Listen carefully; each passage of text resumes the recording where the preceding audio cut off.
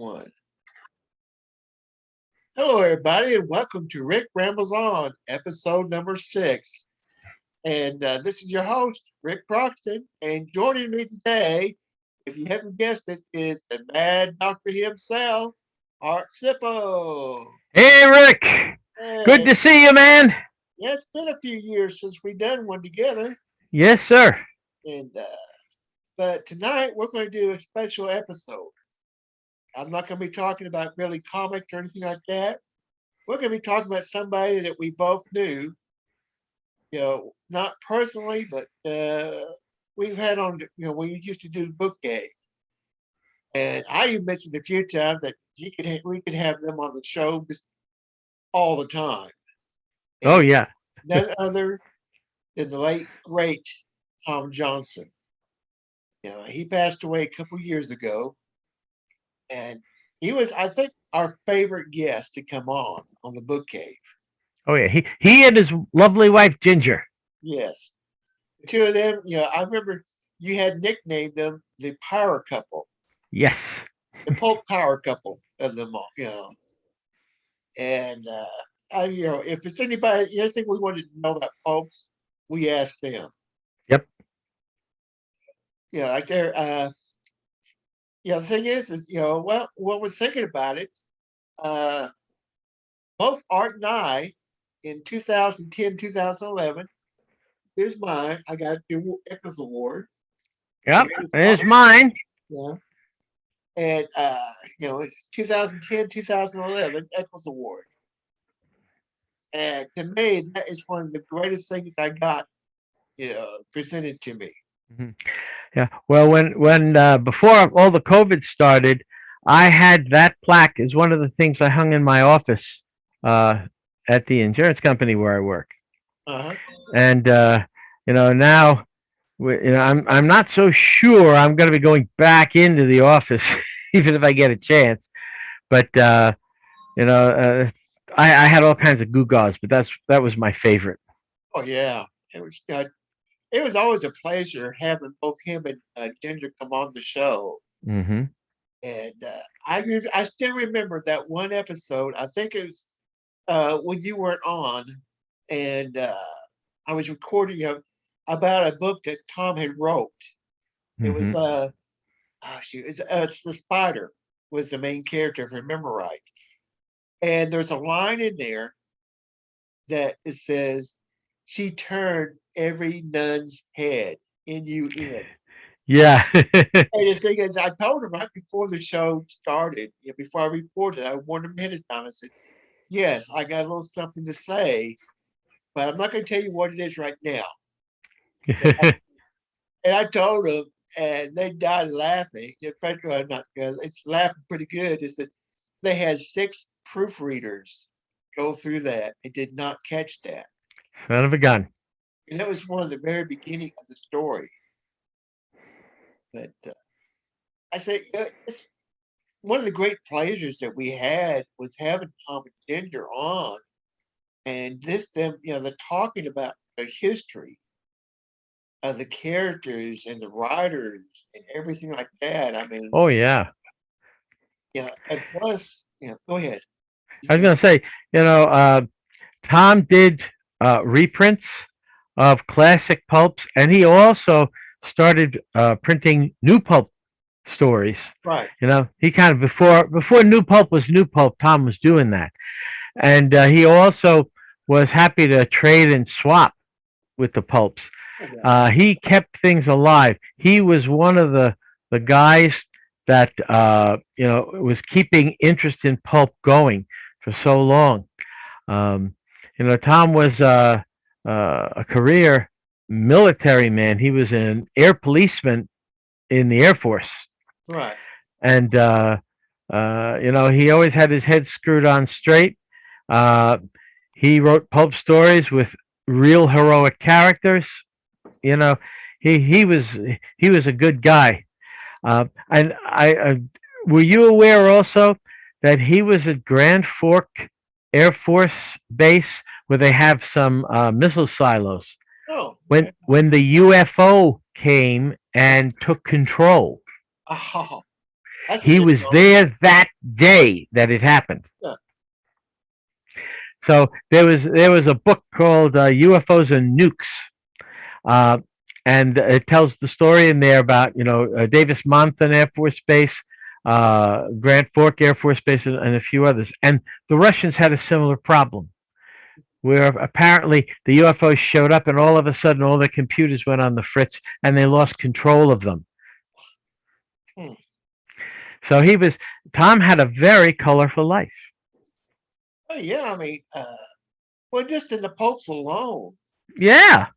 is a lifetime. I mean, and my wife had been talking to Ginger, several times since Tom had passed away, and Tom had thousands of books, and that she had. Mm-hmm. Mm-hmm. And so he had price that he was going to do. That's what Ginger told us, that he had a set price for what everything was worth, and she got a good deal out of Good. him. And Good. but I said I've gotten several books. I mean, and also as we showed that little award that we both got, Mm-hmm. the Eccles Award, which is off the magazine that they did, was about 100 issues, wasn't it? I think so. Yeah. And how many people do you see actually print out, publish 100 issues? Yeah. Yeah. No, he was very, very productive. He was involved. As I understand it, he encouraged writers. He got people to write new stories, um, and it's just he was just such a great person. Not only a good author and a good editor, and somebody who really did so much to keep the pulps alive, but he was a really good human being, and so is his wife Ginger. Ginger's a real sweetheart. Oh yeah. Yeah, it's just two of them together. We said, they were the full power couple. They were. They were. Always a joy to have on the show.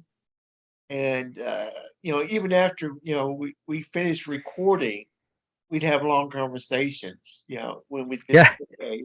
Yeah. Yeah. And like I said, my wife has talked to Ginger several times, since Thomas passed away. And it's just one of the things. I mean, it would have been nice if he could have lived on, but the thing is, I mean, from what I understand, he was in pretty bad shape by the time Yeah. in command. Rick, everybody goes back to God eventually. Oh yeah. Nobody gets to live forever. but but very few people do as much as Tom did in so many ways. You know, there's something very special about keeping the idea of the hero alive Yes. and not getting into all that anti-hero nonsense. You know, Tom. In fact, Tom appreciated the fact that when we were doing the book cave together, we kept everything clean. Yes. He told me about that. I think he may have told you as well, because he really believed in the ethos of that. Hmm. Well, that's one of the things that when I did the book, we did the book cave, and what I'm doing here with Ric Rambles On is there's no profanity. Yeah. Never have to, and just like in Tom and Ginger's books, there's no profanity. There's Nope. you always hear about this. Oh yeah, you have to have the sex, you have to have the violence, you have to have all the language and everything. When have you read anything in there? I mean, yes, you got to have violence, but you don't have to have it over the top. No. But, No. No. The language thing has gotten way out of control, in my opinion. yeah, We see this in movies. TV is now allowing some scatological language as well. And I just do not find it edifying at all, because that's not the point of the story, and there are ways of playing with the language a little bit to get your point across. I mean, even I'm as you well know, I'm a big Doc Savage fan, oh, and Lester Dent, yeah, Lester Dent had all kinds of bad guys who were cursing in the book, but they never said any curses. We were just told that they were cursing, Yeah. and that was good enough. Yeah. Yeah, yeah. In fact, you know what I should do, because I haven't had the opportunity to do this. I want to give you a quick tour of my little computer room, Okay. just real quick. Getting the camera. Now let's see if you can see up there. Oh yeah. I see. Oh, something. It's from A this is player. Oh the yeah. .con from La Plata. That Yeah. first La Plata conference we had. Oh yeah. I think I have that poster too. Yeah. Now then over here, uh, this camera is not terribly good on it, but this is the wraparound cover from Will Murray's Doc Savage King Kong crossover. Okay. On the top, this is Joe DeVito has that's a picture of the entire crew. And that's the Which one usually on the back cover of the DVD. yeah, yeah, and that well this is the back cover one. This is the same one they used here. Right. This is a separate one. Then up here, I have another cover by Joe DeVito Right. with Doc and Monk and Ham, and then up above there, I have I think this is from Moonwinks. I forget the name. I forget the actual name of it, but it's the whole crew. And you'll notice that in this picture, if you look real closely, Ham has got gray hair, Oh yeah. whereas in this picture he's got black hair. That's because Dent had him switching back and forth Yeah. I remember. in the story. We talked about that. There's been times where they'd have them with white hair Yeah, yeah. and stuff. And then on the other side over here, I've got a King Kong poster. Okay. Actually, two King Kong posters from Joe DeVito. Oh, and then up there, if you see that, I don't know whether you remember that. That was Yeah. That's when all of us signed it. that's right. Yes, your signature's on there actually. Yeah. And if I go above it, when they had the Doc Savage film back in '75, Yeah. they made up copies of this where you could get your doctorate in savagery, Okay. and I've got that. So and see, this is the office where I work on a daily basis now while I'm working at home. Okay. Yeah. Mine's kind of condensed the way it used to be. I'm sort of like in the living room, and yeah, you can see behind me. I got my bookcase. Oh yeah. Over on my right side, if you look up there, I have my poster of Uncle Walt. Yeah. I have, over here to my right, which you can't see, is where my art desk is at, Mm-hmm. which I kind of, play with at times like that. But, you know, we have like a little 2-bedroom apartment. And, one bedroom is our regular bedroom. The other bedroom is, right now, it's my wife's sewing room. So it used to be my book room. Then my wife's daughter, she had moved in with us for a while. And when she did that, I took my books out, put it to a little, a self storage area, and I'm calling that the book cave now. Ah, very good. It's a climate controlled one, so I can. One of these days, when I get enough bookcases, I can make it look a lot nicer. But it's sort of right now. It's got a lot. Got bookcases on the walls, and I just need a few little smaller bookcases to put in the middle. Mm-hmm. To do that. Very good. Yeah, but I just say, I really missed Tom since he's been gone. He is, he was a great inspiration. He kept a lot of these ideas, alive. Gosh, who was it that Tom used to work with? Who he passed away about several years ago. Robert, someone. My memory pretty much is. Yeah, well, so is mine. I'm older than you are. I got bigger holes. But Tom knew all of these guys. He knew people like you, Cave. He was somebody who was familiar with the the last holdouts from the end of the pulp era in the early 50s. Um, Yeah, one of the and big things that with Tom and Ginger is was their Echoes magazine, yes, and I got several issues myself. I mean, I'm a read. I maybe have like 10 or 15 or so, maybe more. But it's been a few years since I got to read them, and that'd be something I'm going. I'd like to be able to see if I can ever get them complete and just read them all again. Because that would hmm be something. And I got other little books that's some books that Tom has written, and yeah, he wrote several books right up until uh, the time that he passed. He still had books out within a year or two of passing. and I remember the kind of the running joke I gave with him is he kept on saying he's going to retire. Yeah. Retire and come back in. He retired. And it's like, yes, and Tom Johnson's retired for the 20th time. It's like, no, you ain't gonna ever retire. You know, Oh, that's one of the things I've learned, in my life is the people the older men that I've known that something would happen to them health wise, and they had to stop doing whatever. I had an uncle who was a farmer for like 50 years, and he had to stop. And mm, yes, he lasted long, several years, but the thing is, he didn't really, live like he did before. yeah. My grandfather on my dad's side, he was into the junk business. I mean, he had, back in the early set, up to, he died in 72. So all the way up to then, he had a little junk store in Missouri.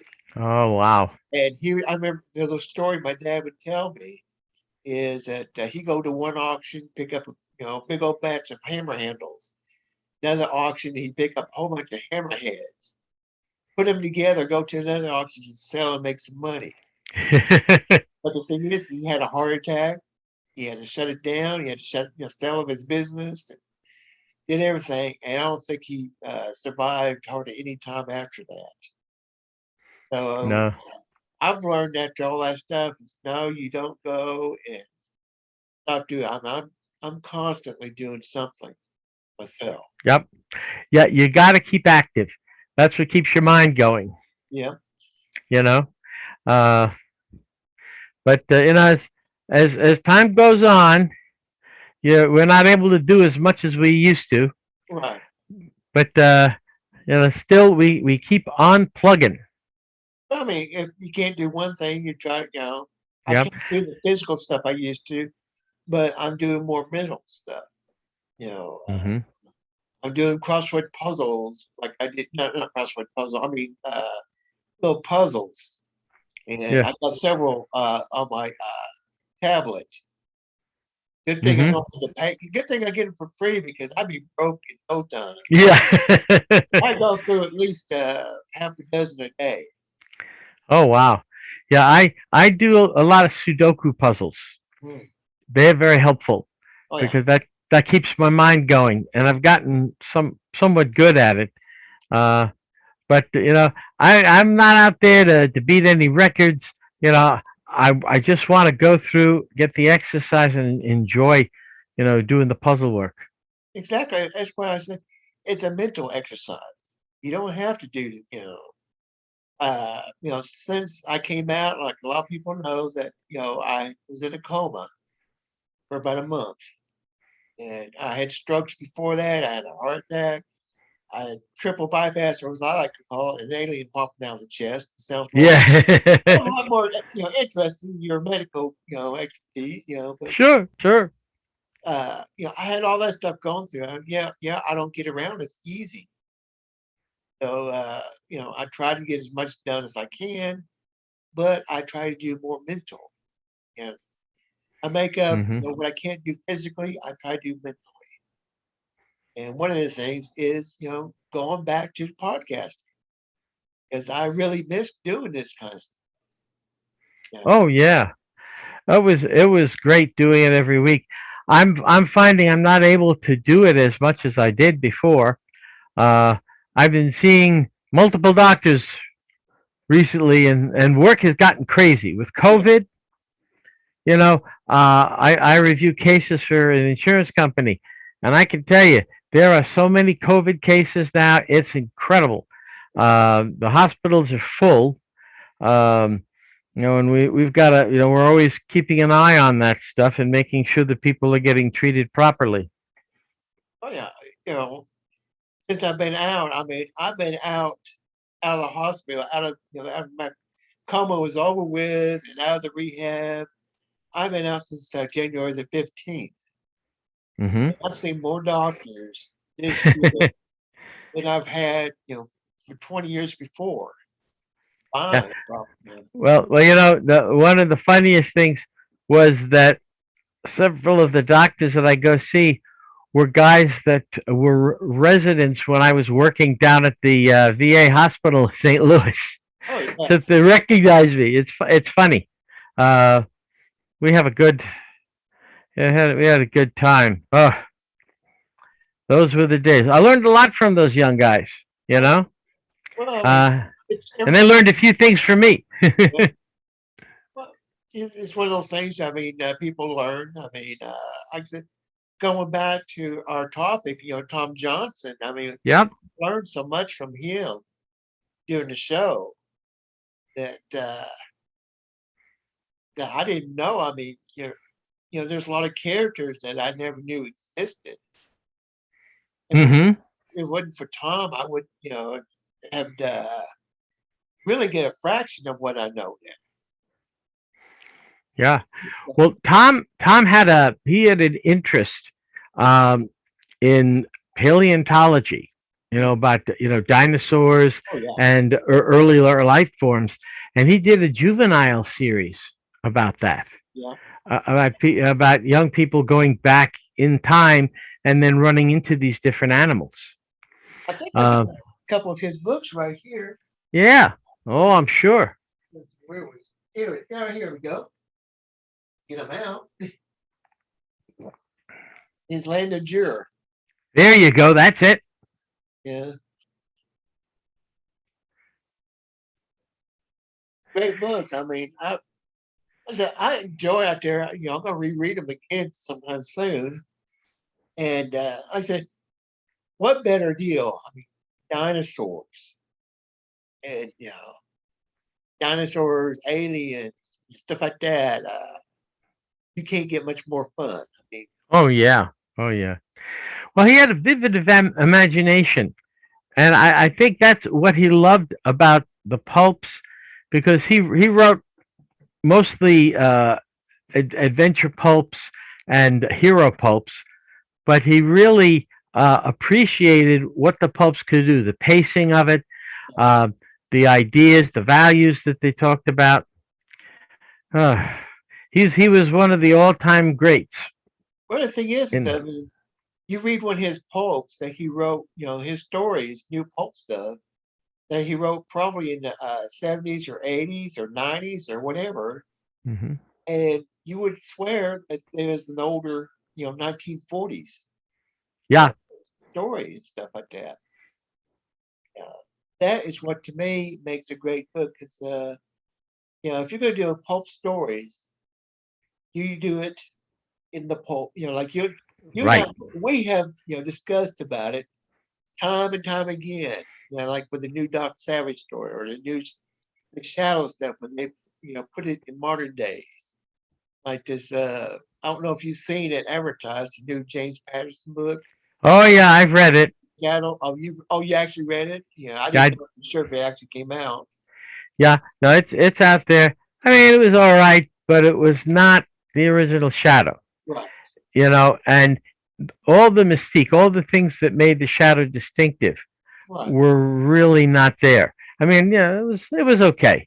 Yeah, Uh, it's kind of but like if you remember the old 1960s, paperback where they had Lamont Cranston right. out in that 11-book series.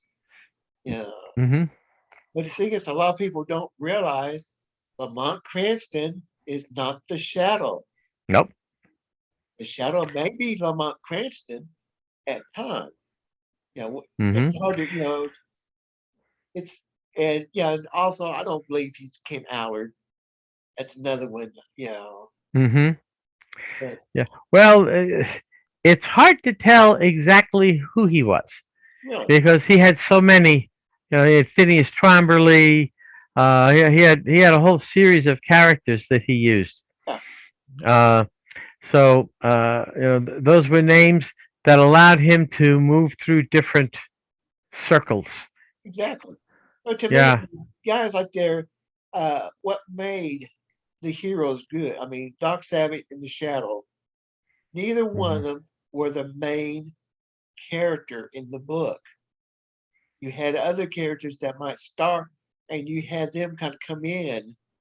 You did not see the thoughts behind them. You didn't read it.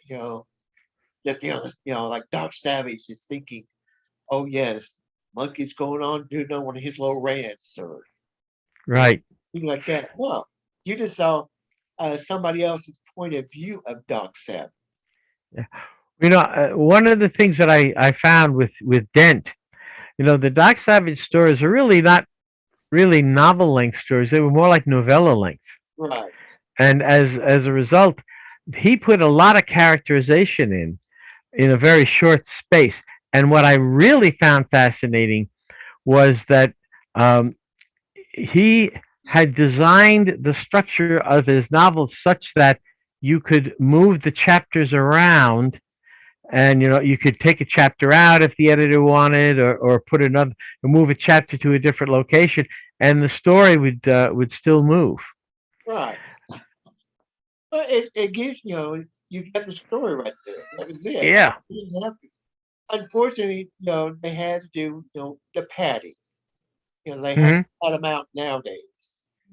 Where before you had like 100 and some odd pages, now it's 300 pages. Yep. And taking it back to Tom Johnson, I've never read none of his books are really that thick. I mean, right here, Lost Land of Juror, it's got 100 and some odd, say 160 pages or so, Hmm. and that's all you need. I mean, Yep. but yes, I'm one of these guys. I do like it when it's padded if it's done good. Right. Yeah. And the modern readers want more development. They like continuity, and they like there to be kind of a progress through time in the series. Way back when, uh, it was like, when you're reading comic books, they didn't have as much continuity in the comic books as we have now. Right? Uh, and but that's just because the readers are different now. Yeah. People were willing to pick up a quick Doc Savage or a Shadow or a Whisperer and go through the book, and that was entertainment for this month without connecting it elsewhere. You didn't need to have that, but these days, you need more. Um, Now I can remember, reading on the Dark Savages or even the Shadow. You can sort of read like a build of the stories, hmm. but you didn't have to have that. No. That was just extra. Hmm.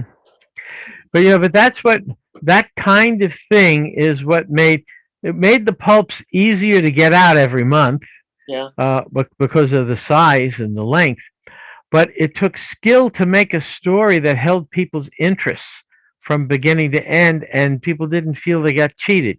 There were a couple of times when I thought the editors of Doc Savage had cut out a little too much, Oh, to cut down the story. But Dent was such a good writer that it made up for it in quality. But Tom was a master of that. He understood it. oh yeah. Like I said, you know, I've read so many of Tom Johnson's books, and yeah, there's still some I have not read.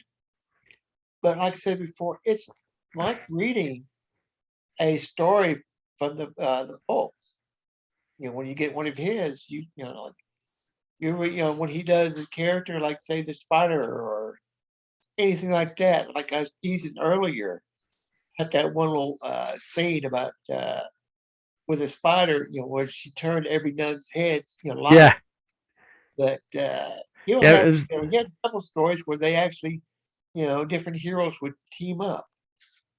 hmm And yeah. What they call crossovers these days. yeah, back then you didn't really have them. Nowadays, it's almost an everyday, thing. hmm But well, I can see right now that our time is running low now, and I want to thank you for coming on. Oh, my pleasure. It's been great working with you. It's been a while. Oh yeah, like I said, it's been about 7 years since the last time we actually done it. Well, I've done a couple episodes on your art reviews, but You sure have. Yeah, other than that, it's been a while since we've done anything. yeah, yeah. You gotta give my love to Deborah Okay, and tell her to say hello to Ginger for me too. okay, I will. And thank you a lot for coming on. And we'll be closing this down. We'll be rambling on.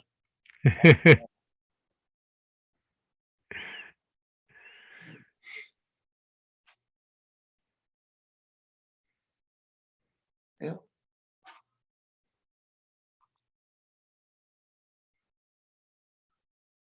Okay. As people can tell, I have problems ending this crazy. Okay, that's not it. That's one of the bad problems of having bad eyesight anymore. Oh, I know, I know. The end. There we go. Well, I'll talk to you later. Okay, Rick, you have a good one. You too. Bye bye. Bye bye.